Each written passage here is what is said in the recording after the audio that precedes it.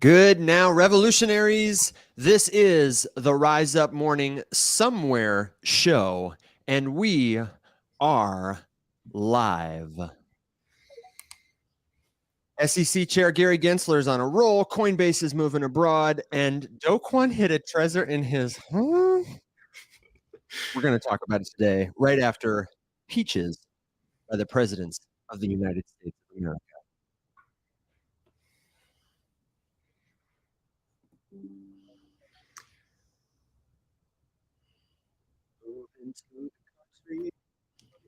Evan, are you rocking out by yourself, or am I supposed to hear this right now? You don't hear it, brother? Nope. Oh, man. Well, it sounds good over here. Let me see. As long as you're having fun. Let me see.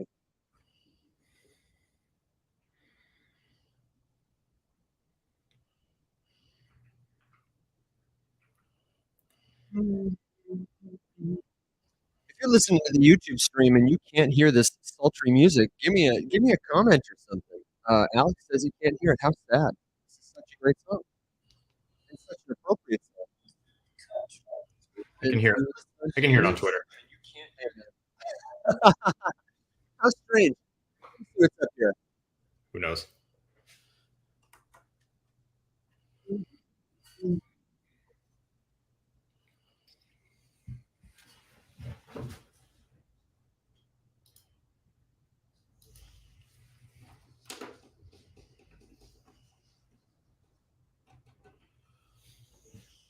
I will absolutely die on this one. Heard that. You're doing bullshit. I'm doing bullshit.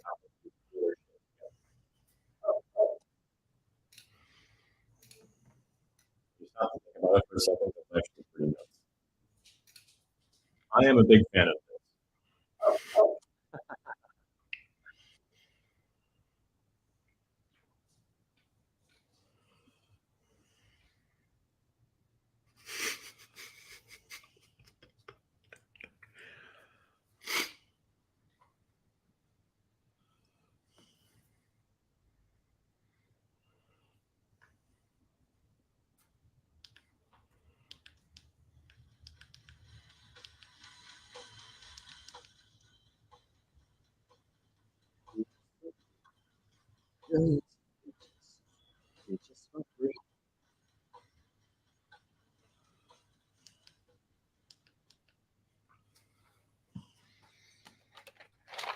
It's just stupid. well, my friends. Everybody on YouTube who is watching me rock out to a silent disco, we were listening to Peaches by the Presidents of the United States of America. It's a topical, it's a timely song, and frankly, it's a banger. So I just had to play it. Good now, good morning, good evening, wherever you are, whenever you listen. It is time to wake up and smell the crypto. This is the Rise Up Morning Somewhere show. I'm your friend Evan Mann here with my good friend and colleague, Mr. Alex Popovich. Alex, brother, how you doing today? I'm good overall. I'm good. My Wi-Fi That was is so heavy. right at this very second. I know. Wow. Well, it's just like it can tell. It's been fine all day, and it's like, oh, is it showtime? Better get difficult. Hey man, we got no sound so for Peaches for you. Trying to you open know, up no Wi-Fi. Dude, this is killing me. It's all right, okay, man. I think we're good. Are we good now? I think you're good, man. I think we're good. Everybody, if we're good on your end, throw a thumbs up there. If you're here on YouTube, give us a comment. Let us know who you are, where you're watching from. Bill's on the soundboard. Brother, it's good to be here with you. How you doing, Bill? Pretty good. Glad I could join you guys. Driving, so I'll be a little bit in and out. Man, driving and manning the soundboard. What can't this guy do? It's an AI car. It runs itself. Well, if that goes poorly or it goes well, we'll be here to tell you about it, I'm sure. That would be well, there we go. There, it was nice knowing you, Bill. Man, drive safe. Everybody, welcome to the show. We are coming back to the news today, and I thought it would be fun and funny to just get right into it. But first, before we do, of course, we brought a gift for you.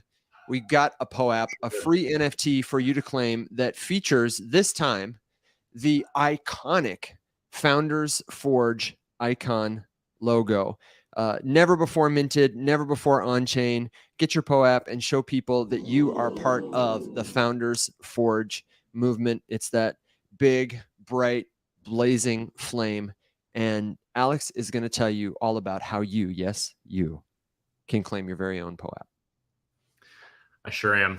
So POAPs, proof of attendance protocol, stands, it's basically just a cool little way that you can memorialize the fact that you did a thing by cementing yourself a token on the blockchain forever. And all you need to do to claim it, you do not need a wallet. You can certainly connect one if you would like to, is to download the POAP app on your phone, head over to our Discord, and right up at the top, there's a channel called the Bot Hub. And in that channel, there's a big shiny POAP button. Just hit it. And when prompted, you will enter the secret word, the first half of which Evan will give you here imminently, the second half of which Evan will give you at the top of the hour, near the end of the show. And as soon as you enter that in, you'll be given a link to claim your free POAP. You can link a wallet if you'd like to, or you can just leave it right where it's at and transfer it some other time. That's right, man. That's exactly right. If you need the instructions, they're pinned to the top of the Twitter space. And if you're watching on YouTube, they're in the comments. That link that you claim will be good for about a month. I know because I have tested that time limit. In fact, I had a POAP from episode like 36 or something. I went back to claim it the other day and it was not there. Yep. So, you got some time, but not a ton of time. Take your time. Before I tell you the secret word, I do want to draw your attention to the pinned tweet at the top of the Twitter space. I will show it to you here on YouTube. It is the Founders Forge IO account. If you are living under a rock, you haven't been following us or you're tuning in the future, please check out Founders Forge. It's our initiative to make education fun and inspiring for future generations, to support kids and the people who love them. And we're going to be talking a lot more about it in the future, but we'll get into that in a minute, because the first part of the secret word I want to tell you, yes, you, is brown. Brown, like the color. Alex is giving me a puzzled look. Alex knows I like to make fun secret words.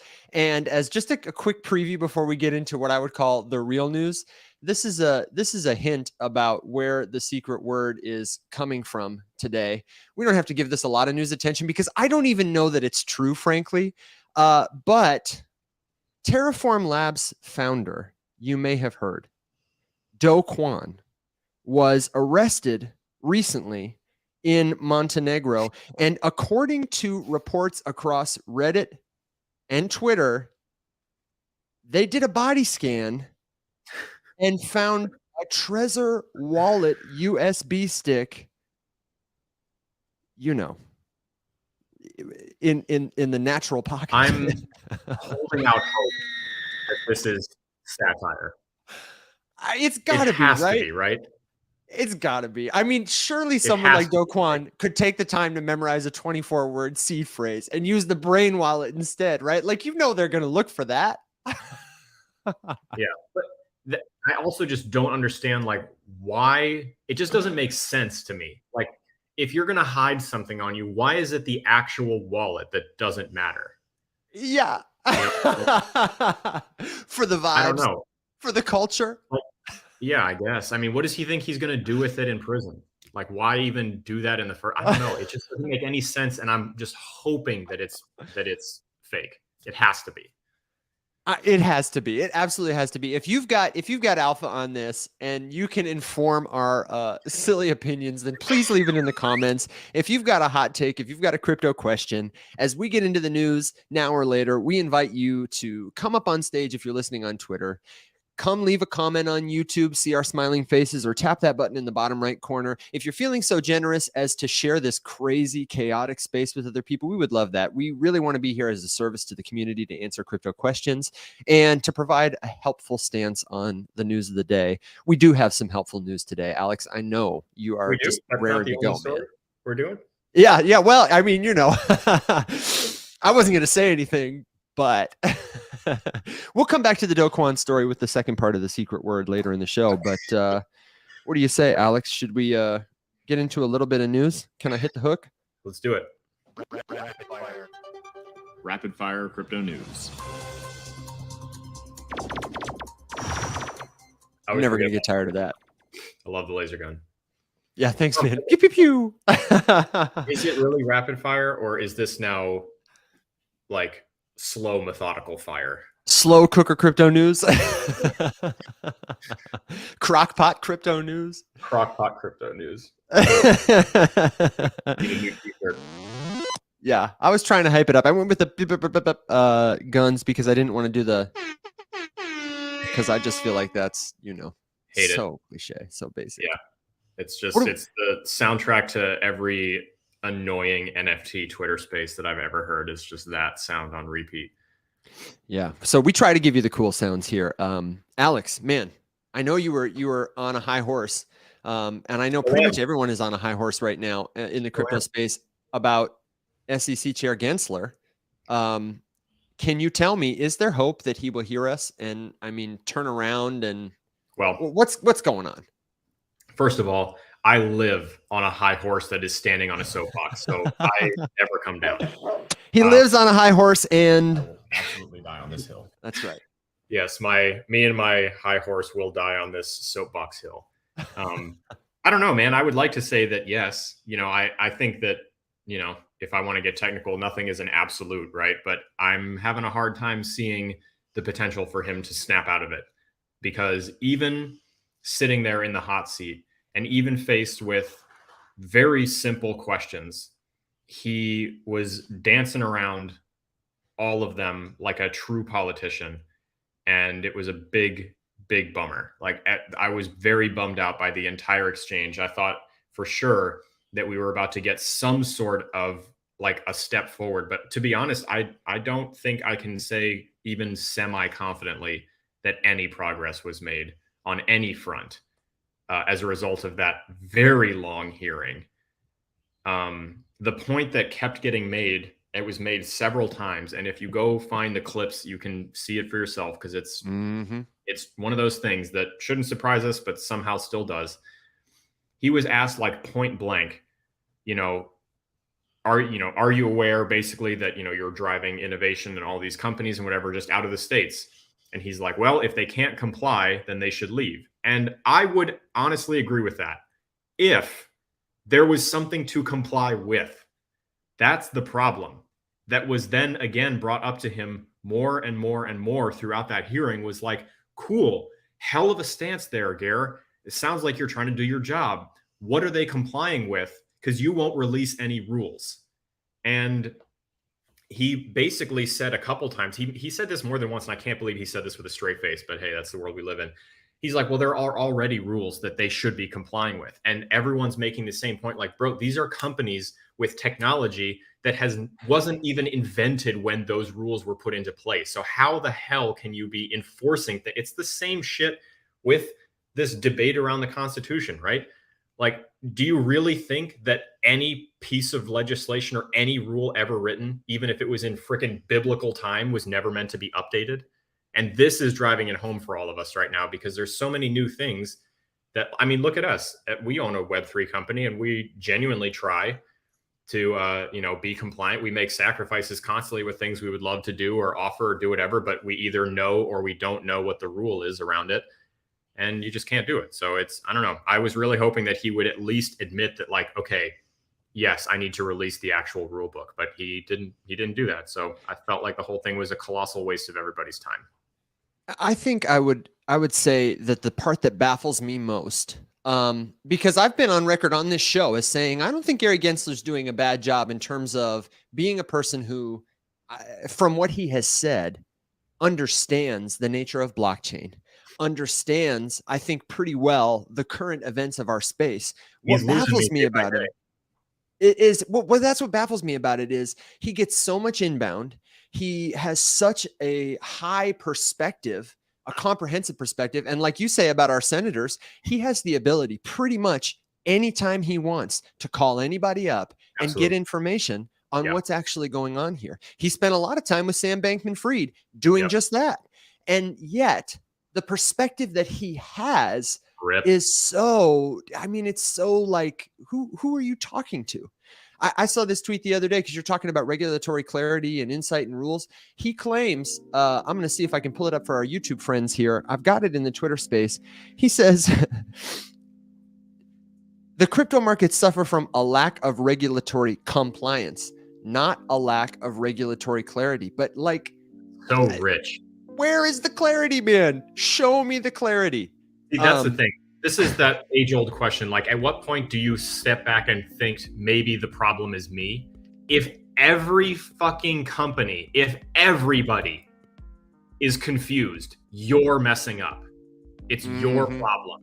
If I release something into the TFM or corrupted ecosystem and one person is confused by it, it's pretty easy for me to say you didn't read the instructions. But if everyone is confused, I need to go back and look at what I released and think to myself, I probably wasn't very clear. Why is that so hard for people like him? I don't know. At what point do you need to have the entire panel that just interviewed him, every industry professional that I imagine he has spoken with, and every user-generated comment from the constituents that are represented online and social media? No one knows what the hell they're supposed to do. So at what point are you like, maybe I'm the problem? Not that I don't know anything wrong. That's why I have a problem, because you can go back and check like I don't recommend doing this, but go back, scroll way back into the annals of my my content on TikTok, and you'll find one of the first videos that ever did well was me describing Gary Gensler's MIT blockchain course, and I was really excited. Great. Yeah, honestly, this was filmed and posted around the time that he was appointed, head of the SEC. He was brand new. We didn't really know which way he was going to go, but what we did know is that he had taught a very good course at MIT about blockchain technology, and it really sounded like he had a clear understanding. And based on how I've watched the whole thing twice, and then Spot watched most of it, more than twice.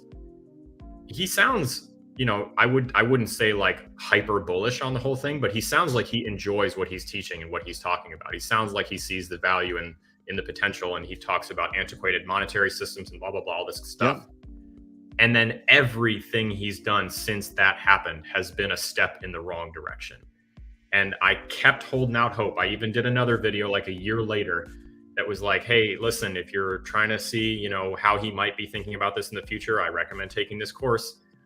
And I don't think I can confidently say that anymore, because they're two totally different people. The Gary we saw on the stand versus the Gary we saw teaching that course. And what year did he teach it, Evan? Do you remember? It was like 2018 or 19 or something. It was about 5 years ago, I think. We can find out. And honestly, I know you say you can't in good faith recommend it, but I think the content is excellent. Especially for the time. Yeah, the content itself is good, but I had been recommending that it might be a good way for you to try to see like where his head's at with all of this, if you were trying to speculate as to the direction that US-based crypto regulation could go. And I don't think that is appropriate anymore. Now, let me ask you this. I don't know if you've seen this or not. I'm sure you have. But if you're listening, you're in our audience, I'm curious what you guys think about this. I have seen that Congressman William Davidson has introduced a bill to restructure the SEC and fire Gary Gensler. And I have never heard this congressman's name before he did this. I have no idea, honestly, what state he represents. I don't know his political stances. Judging by the looks of him, I'm going to guess he's a little bit conservative. I don't know. He just has that look to him. His name is William Davidson. I'm looking at him right now on a video right here on the stream, and it looks like he's got a laptop sticker that appears, I can't tell if that's not Ohio. That's maybe Pennsylvania. Let's find out where William Davidson is from and get some input on that. But I was going to ask you, do you know about his political history? Is this what we so often see, a congressperson using a soapbox for some sort of clout to signal to Fox News like, hey, give me your audience? Yes, because I honestly, more and more so at this point, because a number of and this is me saying this as a blanket statement, not about this dude specifically. I just Googled William Davidson Congress, and the first thing that came up, I was like, oh, he's from North Carolina. And I'm like, oh no, that was a dude from 1778 to 1857. I don't think that's the same Oh, it's gentleman. Warren Davidson. I'm so sorry. Oh. I'm out here just giving this guy the wrong name. Warren Davidson. But yeah, no, Evan, to answer your question, 100% absolutely, especially in the wake of the January 6th and all of that, while like more things are starting to come out about who said what to whom when. People who are in fear for their job usually try to set up a cushy Fox News or MSNBC or CNN, whichever side they are slanted. Butter up that biscuit and get yourself a cushy pundit job when you get kicked out of your seat or you lose your next election. We've seen a ton of previous White House staffers go that exact route, so much so that it's a very common joke at like the press correspondence dinner. Yeah. Oh, only so long until so-and-so works for Fox or so-and-so works for CNN or whatever. Hey, before you go on, tap your microphone because I feel like you're on your laptop mic. I don't have your rich voice anymore. Ooh, uh-oh. I got that night driving music though, which I definitely appreciate. For everyone's viewing pleasure, I have taken the liberty to pin Good Neil's beautiful interpretation of SEC Chair Gary Gensler to the top of the space. I will find it for my friends here on YouTube. It is, it's pretty rich. And the info on Warren Davidson, I've just looked it up. Warren Davidson, if you're curious, is a Republican representing Ohio's 8th congressional district, which was formerly represented by House Speaker John Boehner. He was an officer before his time in Congress in the U.S. Army, and he led his family's manufacturing business. So that's about what we know for him. Yeah. I don't see he's a member of the Freedom Caucus, Sound Money Caucus, whoop whoop, the Blockchain Caucus. Okay, you know what's interesting to me, not knowing this guy and thinking about the narrative that we face in the crypto space right now. Who's one of the stars? We got Gary Gensler, who's a star. We've got Elizabeth Warren, who's emerging as a star, and she's kind of on the Gensler side. She's very anti-crypto. It is natural. If you want to further your agenda or you just want to make a name for yourself or there's a vacuum in the narrative, what are we looking for? We're looking for an opposition, a hero or a villain on the other side of the story. So it's natural for somebody like Warren Davidson to fill this vacuum. I imagine if it wasn't going to be him, it was going to be somebody. I was expecting like a Rand Paul or something to step up and be like, well, Elizabeth Warren, Gary Gensler, you're full of crap. But if we really break this down to what would actually, this honestly, blockchain is a really, really great example for you to very quickly look at compared to the active political climate in the US and realize that all of them are full of shit because none of their positions align with any of the values that they've been purporting for the last however long their career has been.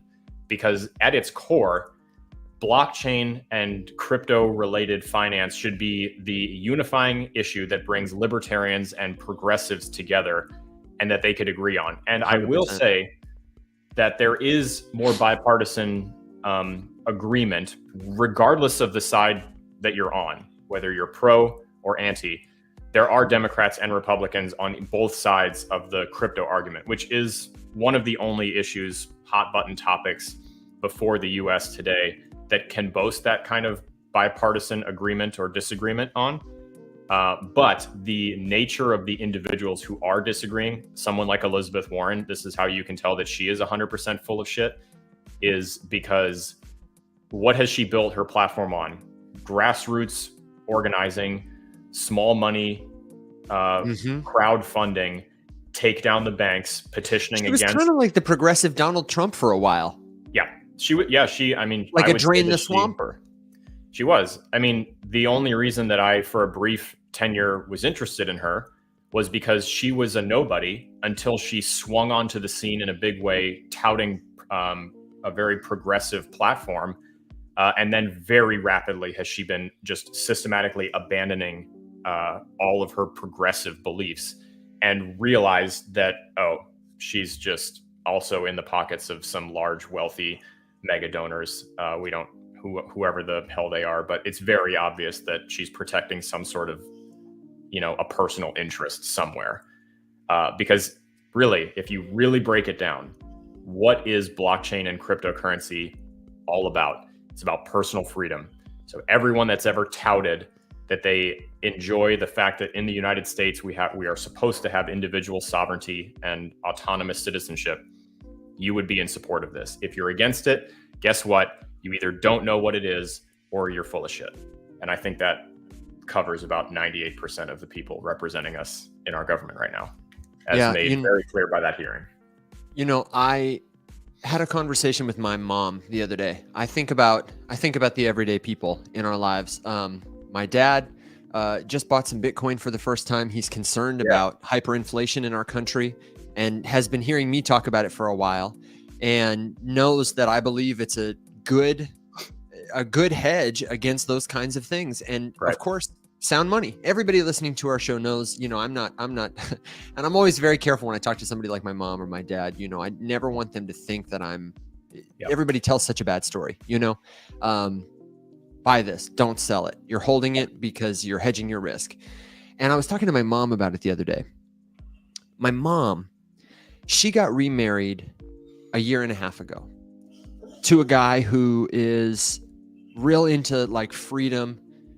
First generation American, was a firefighter who lived in California and wanted to get out to somewhere like Wyoming, or now they live in Michigan, because he wanted his own land. He wanted less government interference. He's that cut of fabric kind of guy, very into freedom. And I had been talking to him about Bitcoin. I was like, hey man, wait till I tell you about Bitcoin, because he's the kind of guy who talks about, our money is going to zero and the government controls it. And he is just not interested in it. And I got to think it's the story that everybody else is telling, because he doesn't trust it. I get that. And I explained to him, you don't have to trust it. Nobody owns it. It is programmed to execute itself. And to rewrite that programming, you'd have to overcome tens of thousands of computers in locations all over the world, some with hundreds of billions of dollars. Exactly. It's so improbable. And I was talking to my mom about it the other day. I said, I can show you, if you're interested, because I know you're concerned about this, how you can start buying Bitcoin. I really think Alex, that's his name, would be a big fan.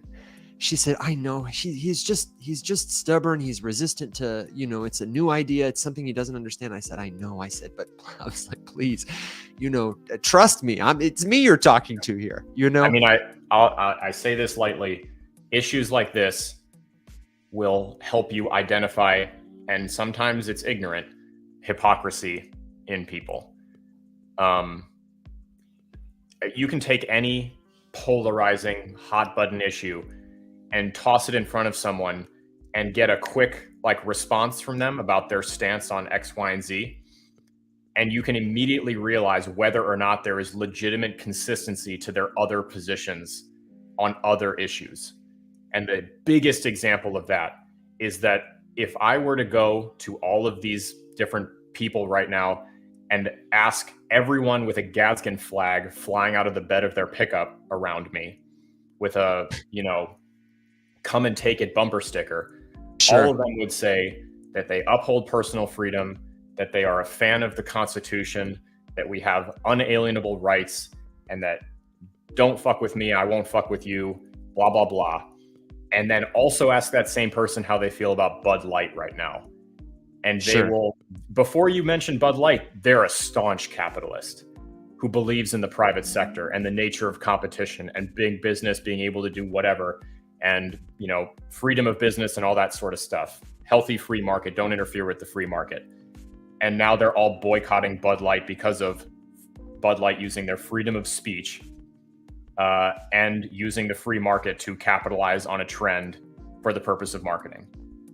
So right there is a massive inconsistency with your platform, proving that you don't really know what it is that you believe. And you're just parroting talking points that someone, for some reason you love, gave you. And most people go through their whole lives operating that way. And they never realize the cognitive dissonance that they are regurgitating at all of us consistently. And pretty much everybody is guilty of that to some degree. So it's a bummer. It has to do, like you said, it has to do with a repeated barrage of bad representation of a myriad of different things. And it also happens, I think, when people who we don't trust give us facts, and then we cannot see past our own bias towards that individual. If Ron DeSantis told me something that was true, I would have a hard time accepting it because of who he is, regardless of how much I agree with that particular stance. And that's Well, hey just man, a bias that I have.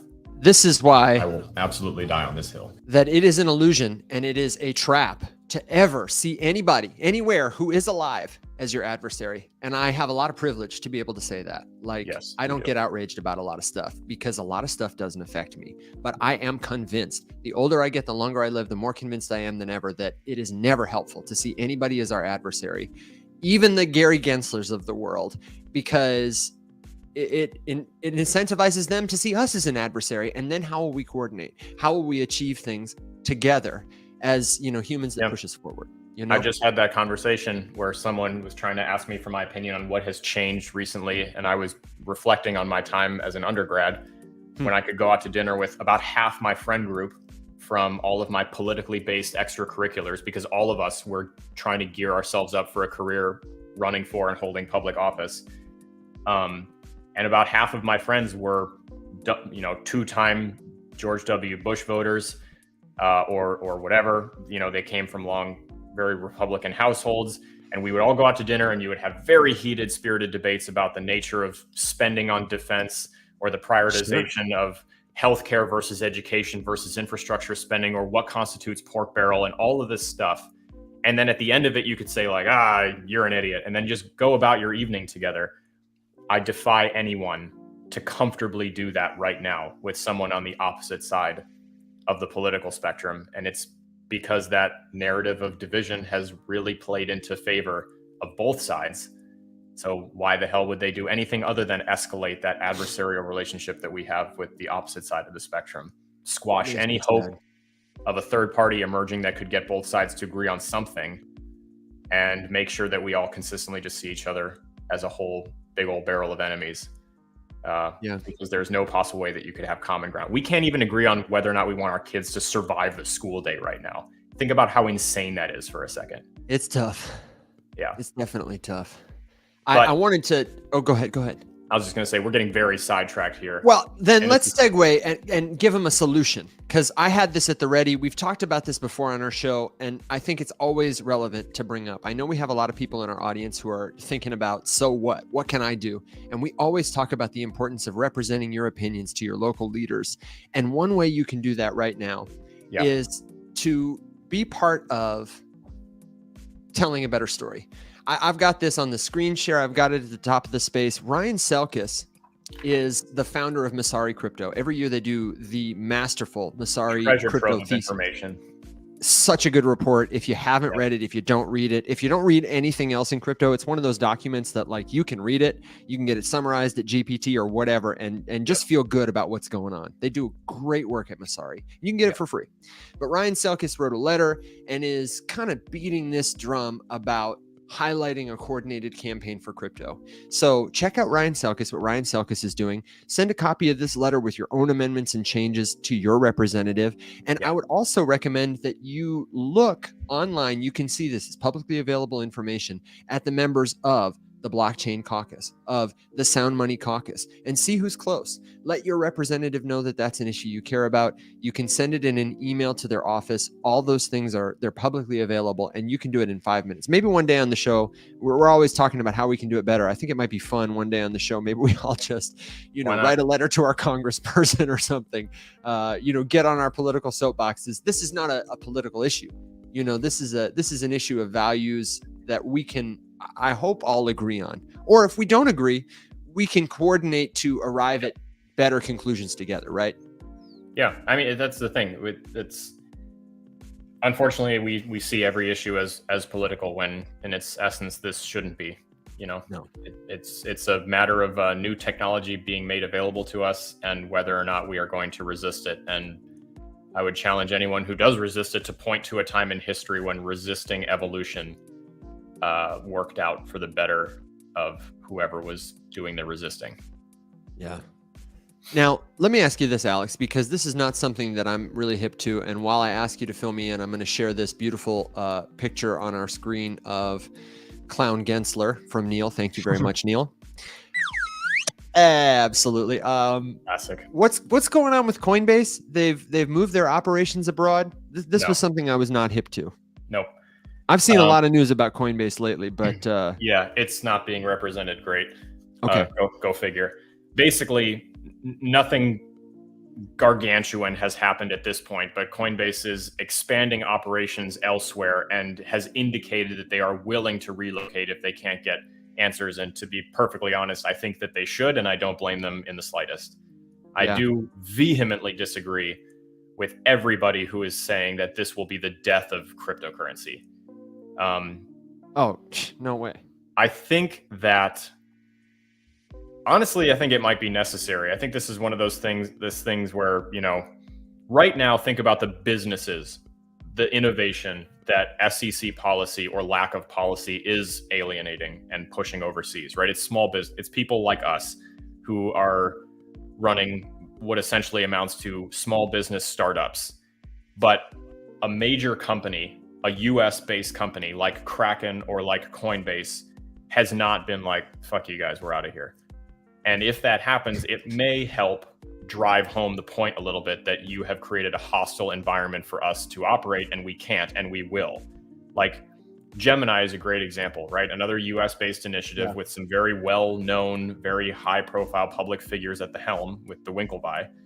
And they have been repeatedly, publicly imploring the SEC to give them a rule book to follow because they are concerned that they're not following rules properly because they don't know how.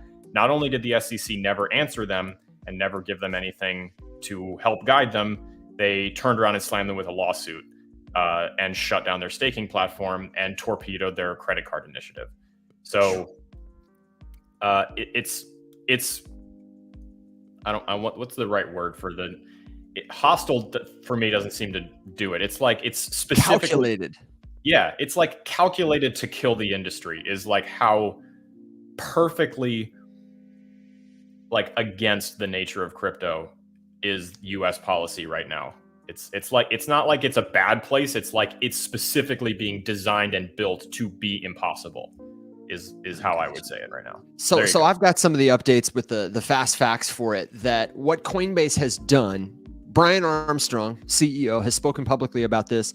That they're thinking, and in front of Congress, considering. Before. Yep, that's right, and in front of Congress before. They have received a Bermuda license, a license to operate in Bermuda, that offshore haven, signaling that they are looking at the very least, increasing their international business presence, and possibly moving. And I have seen in the comments of these kind of articles a number of things come to Greece, come to Saudi Arabia, yada, yada, yada. A lot of people are talking about where crypto regulation is more friendly. And I have seen some posts recently after ETH Tokyo, a less talked about kind of underground Ethereum conference, but just as cool, I'm sure, have never been, that Asia, and especially Eastern Asia, are very crypto friendly. Like, we're not talking about China so much, but Japan, really interested in crypto blockchain. Korea, really interested. There's some interesting white hat, black hat movement going on in the Koreas.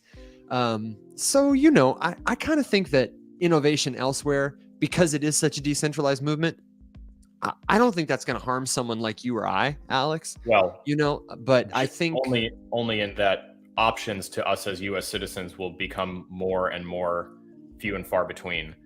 And that's right.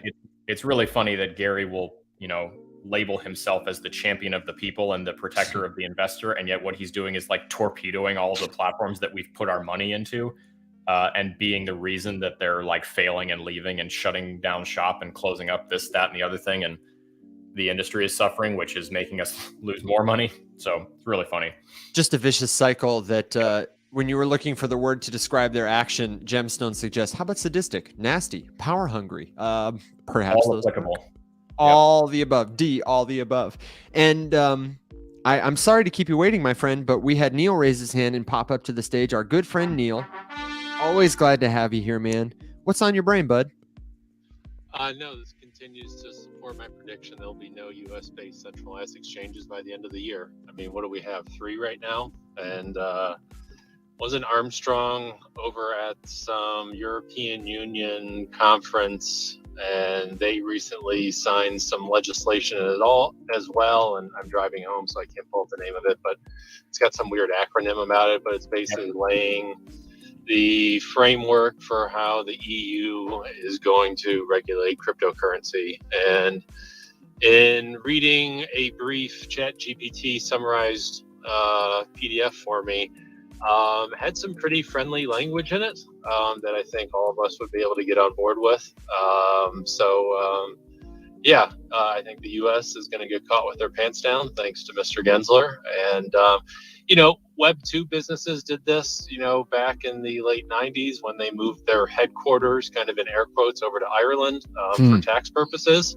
And we're kind of seeing it here as well. Regardless if it's crypto, it's basically a regulatory framework that's based in the U.S. that is not friendly to businesses. And in this case, it happens to be in the cryptocurrency space. But this has happened, decades upon decades, going to offshore, if that's in Bermuda, if you're going to go to Ireland, or if you're going to go to another country to set up your headquarters, because it's more of a tax advantage for you. I mean, you said it, brother. I'm looking for this conference right here because mostly, honestly, I want to see the cute acronym. I can't find it here though. Sorry about it. Yeah. I don't know, man. It's bleak. It's real bleak. Why is it bleak, Evan? Because I don't think it's bleak at all. I just mean to say the story is bleak. I agree with you, Neil. I don't necessarily think it's bleak. I was saying to Alex a second ago, like, I don't know that it's going to be bad for us necessarily. Like, I have the mobility and freedom to locate anywhere if I need to. And also, if somebody in Korea wants to innovate something, that's my brother too. I'm not sad about it. And maybe they'll let me play. But it's bleak that we've got this story. It's adversarial. There's a lot of FUD. There's a lot of uncertainty. I don't know. Just the mood of it is bleak. That's what I mean. It's bleak that the United States isn't going to be the first mover or be the powerhouse in a certain industry. No. That's a good point. Call me back to that. That's a good point. No, it would be bleak that anybody anywhere, because of a decision beyond their control, be denied access to opportunity. But, if you're talking about the U.S. and the, traditional narrative of the world, it's about time we get denied some opportunities, probably. Yeah, I think women's reproductive rights would also like to talk about that as well. 100%. Yeah. One could make a compelling case about basic humanity there. There's our friend Meg in the YouTube comments. Hey, Meg, speaking of women that we love, good to see you, my friend. Neil, that was such a prescient point. Can you speak a word of encouragement to my heart now that you've given me that? No. A word of encouragement? Yeah. Evan, we're all here on this stupid Bluebird app that's run by a magically intelligent person, but also loves to meme. We're all healthy. We have a lot going for us. So, there's lots of things that can be fine-tuned and everything like that. But I get to hang out with you guys, and that's pretty cool. So, hey, man, that's a good word. That's a real good word. Bill's not going to do it, but I'm going to give it to you. There it is. He gave you the barking. I wanted my chance to hit a soundboard button. Thank you, Neil. Thanks for being a friend. And everybody watching and listening, thanks for being a friend. It's so good to get to hang out with you guys here. I feel like we should maybe give out one more call for questions, and then maybe we should do a little like housekeeping. We got to shout out some people. We got to tell them what's going on. And of course, we got to do the second part of the secret word, which I don't know. I'm feeling kind of squirrely. I can give it early. How do you feel about it? Do it. Whew. Why not? All right. Get your bingo cards. The second part of the secret word in honor of Kwon is wallet. Wallet. Put it together with the first part of the secret word, and you can claim, yes, you, even you, my friend, can claim your very own POAP featuring iconic art from Founders Forge by the craftsman himself, Mr. Kyle Maddow, who is here in the space. Kyle, thank you so much for being here with us. If you haven't seen it, please check out Founders Forge. Last night we were live with Kyle. I got to hang out with Kyle and watch him draw from like nothing this super cool jacket that's going to be on the characters in our first PFP, the Forgers collection, that will support the Founders Fund, that will bring all these people into that story. We're making an outreach on ETH. We're making an outreach to everyday people with the sales of things like books and games, educational content to help them get involved with future technology. And by them, I mean young people and the people who love them. So we're going to be back doing that next week. We're going to make it a continuation. And I'm just very excited about it. Gemstone asks, I missed the first part. You're talking about the secret word, my friend. Check the instructions in our comments. Every show that we do, we give out a free NFT, which is called a POAP, a proof of attendance protocol. And hello. And you can claim yours by putting together the first and second part of the secret phrase. Just go back and listen to the recording. I gave the first part of the secret word about 10 minutes in. You can put it in according to those instructions at our Discord to claim your free NFT. We do that all the time. It's a lot of fun. And if you were referring to the first part of our live drawing with Kyle, we're going to be back next Thursday doing a continuation of that. I will pin it to the top of the space so everybody can see it. It's just so cool. If you're a young person, if you know a young person, you want to get into digital art, then please join us. We would love it. Check out Kyle's work. He's great. Alex is actively texting me because he's rugging real hard right now. So Alex, I don't know if you can hear what I'm saying, but man, I'm just vamping. I can totally see you. You look great, except you look a little disappointed. So just wave your hand and smile, Cupcake. We're here with you. My friends, if you are also actively rugging, don't fret, don't despair. Yeah, I have no idea if you can hear. All I have is your connection is unstable. We can hear you. We can hear you. I'm going to text you and tell you. We can hear you. There you go. Now you got it. It's just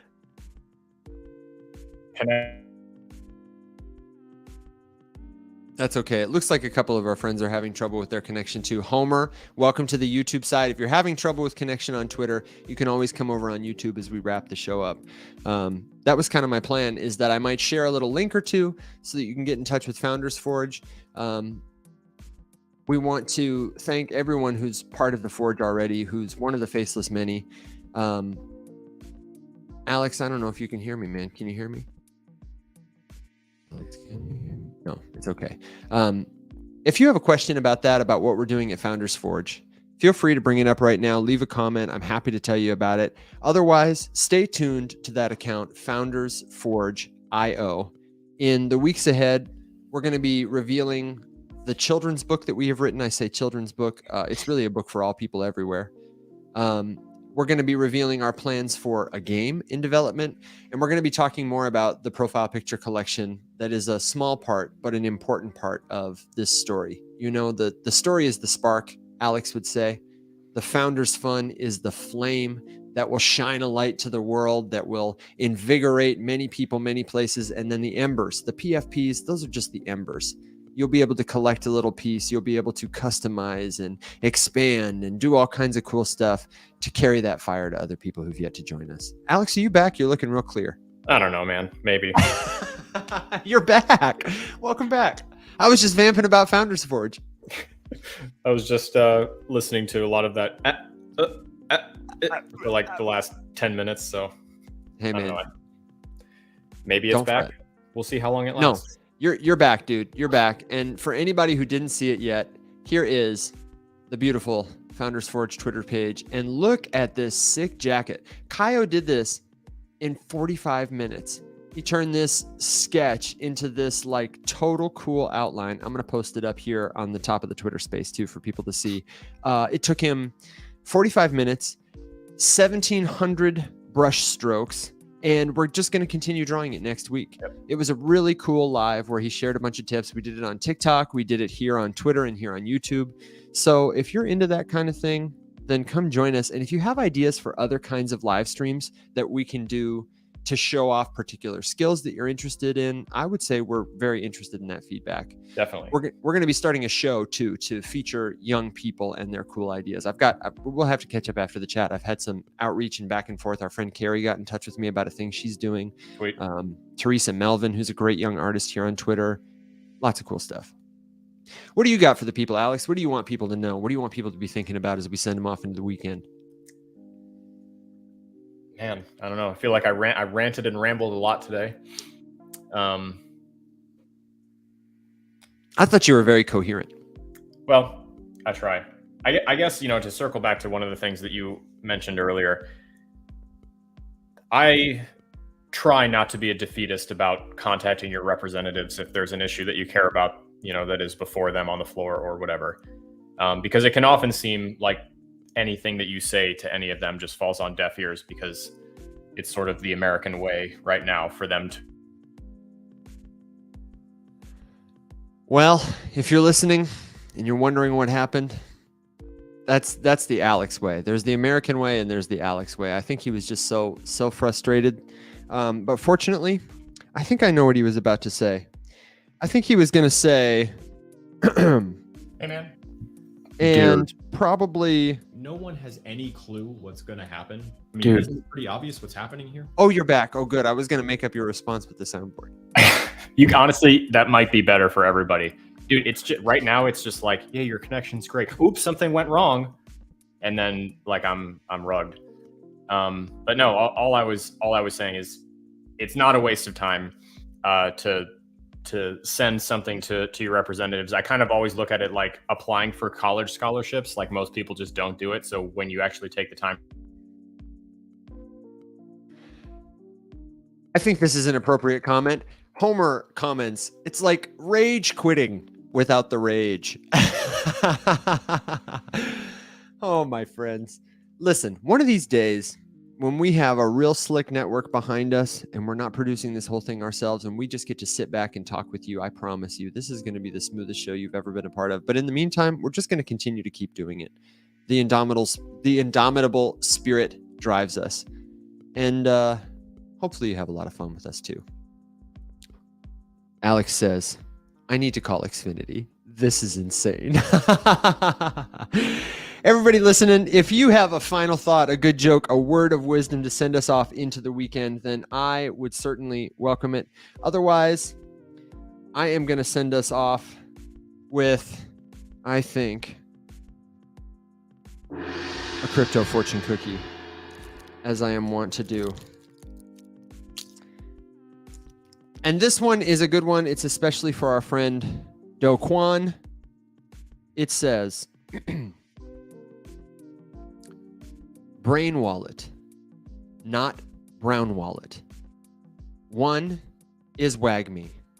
The other, not going to make it. So, my friends, if you find yourself in a position where you're likely to be arrested, don't use the brown wallet. Don't put your Trezor where the sun don't shine. Kwon, send us a message. Let us know if you're okay. Let us know if that's true or not. Alex, I see you're also being held hostage. He's just shaking his head. It's okay, done. man. I'm wrapping it up. I'm wrapping it up. I gave him the crypto fortune cookie, which is that brain wallet's going to make it. Brown wallet's not going to make it. You can take that brown wallet secret word and get your very own POAP. Don't store it on a Trezor in your bum. And if you like this kind of content, you probably need more help than I'm equipped to provide. But we will be back. You can get more of us at Faceless_Labs on YouTube, at Faceless_Labs on Twitter. I'm Evan Mann. He's Alex Popovich. We are so glad to be here with you, my friends. Until next time, thank you for being here. Rise up. Thanks, guys.